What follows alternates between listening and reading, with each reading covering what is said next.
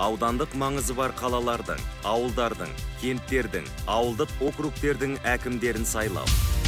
Президенттік саяси реформалар пакетінің негізгі бастамаларын іске асыру шеңберінде 2021 жылғы 24 мамырда Қазақстан Республикасындағы сайлау туралы конституциялық заңға өзгерістер енгізілді. Енгізілген өзгерістерге сәйкес аудандық маңызы бар қалалардың, ауылдардың, кенттердің, ауылдық округтердің әкімдерін сайлау жалпыға бірдей тең, төте сайлау құқығы негізінде жасырын дауыс беру арқылы өткізілетін болады.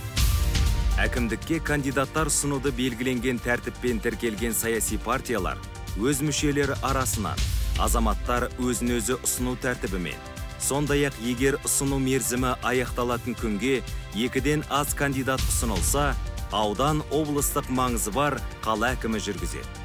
Қазақстан Республикасындағы сайлау туралы конституциялық заңның және мемлекеттік қызмет туралы заңнаманың талаптарына сәйкес келетін жасы 25-ке толған Қазақстан Республикасының азаматы әкімдікке кандидат бола алады.